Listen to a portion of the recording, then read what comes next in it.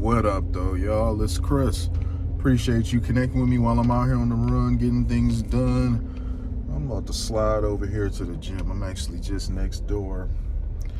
Let's talk about this Tay K verdict, though, man. Tay K, Taymor McIntyre, young man, 24 years old. Another rapper involved in some stuff that he really shouldn't have been involved in. And this situation where, he's essentially brought about an end-of-life scenario for himself. He was involved in something else before. Home invasion, someone was killed. He was like really young then, though. And he ultimately ended up getting out of it to live to see another day. Some might think that perhaps he shouldn't because he was involved in that.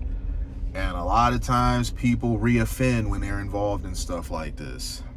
I don't like to believe that about people. I like to give second chances, but sometimes people really, they're just not eligible for a second chance, man. And this might be one of those such cases.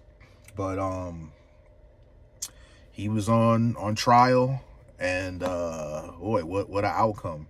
So before the outcome is read, before the verdict is read, the judge says there will be no outbursts.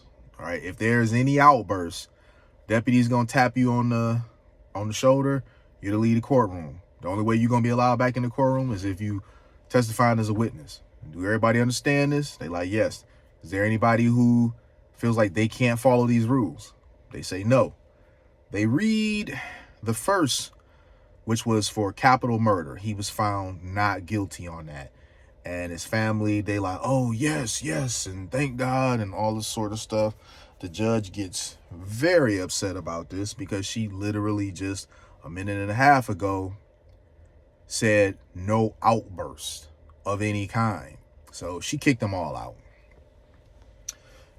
He's then found guilty of murder. So not on capital murder. So he's not going to get the death penalty, but he's found guilty of murder.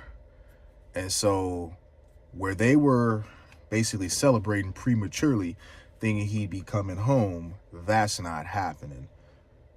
This young man, not only did he have just a knack for finding himself involved in violence, deadly violence at that, but then, he snitched on his peoples. His situation is all messed up.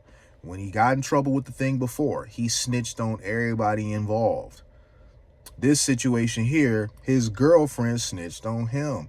It's just really crazy, man. This is why you really shouldn't be involved in this sort of stuff, because all that street honor, street code stuff is only as good as the people who are supposedly honoring it. It sounds fantastic, and there are a lot of people who do honor it, who do uphold it and die by it.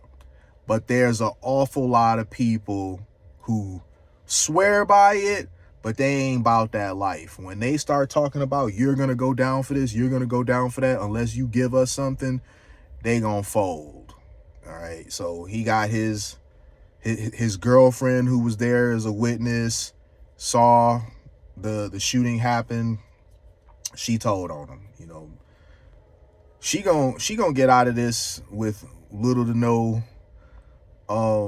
scathing, and she gonna go on. She gonna be with some other dude, might be the same type of dude as him, maybe not, but he gonna be in there. He got 80 years. So behind all your shenanigans, going as far as snitching on your homies that's out there doing this and that with it, you end up going down regardless, and you got 80 years, man. That's wild. That's an end of life scenario. The young man's 24. He's not going to see the light of day. So it's unfortunate. And I say that a lot when it comes to these situations, because I've said to y'all before, my son is 22. So when I hear about young men in his age range going away for life, man. I'm not happy about that. I'm not happy about it. But I can't say the punishment isn't just. You have a guy who he has displayed that not only does he have a problem with taking the lives of other people, but if you put him back out there again, he is just gonna do the same thing again. This guy has been involved with a situation where someone died twice. If you put him back out there, it's gonna become a third time. I hate that that's the scenario for him, but it more likely than not would be a repeat situation. I mean, there's some tough truths that we have to face in the black community, and this is one of them. You know, we talk about Black Lives Matter and we want to be taken seriously. We're so ready to call Al Sharpton and march and protest and all this when there's a black person who was killed by a white officer. Oh, there it is. So y'all know I'm at the gym because y'all hearing the train over by here. But we're so ready to take action on that. But the black on black crime that's happening every day that leads to people being murdered, crickets. You know, if Black Lives Matter, you first have to show that amongst your own community. You can't convince other people, other groups, that your lives are valuable and your lives are meaningful when you yourself are not displaying that, you know.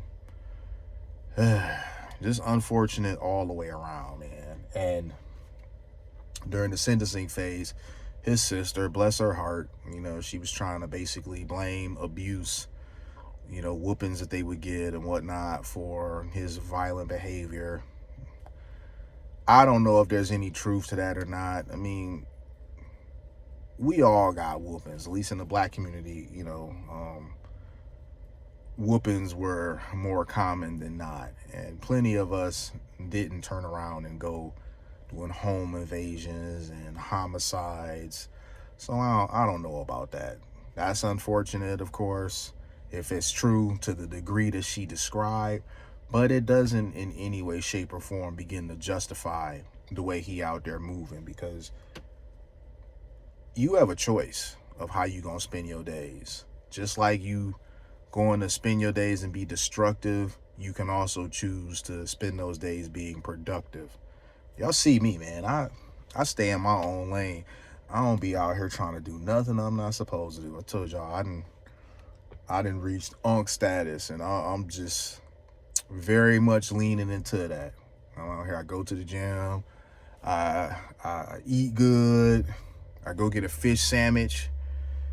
And, you know, just I don't want none of these problems that they be in, man. I'm cool being boring. This man is facing 80 years. I don't want to be in any scenario like that. So I keep on being boring or lame, as some people may put it or whatnot. I love my life. I have a great life. So if having a life like mine, which I very much enjoy, is considered lame, I'll take that. Because y'all version of adventurous and hype or lit or whatever leads to life sentences. I'm so good on that, man. But let me know what y'all think about this in the comments, man. I'll holler at y'all soon. Peace.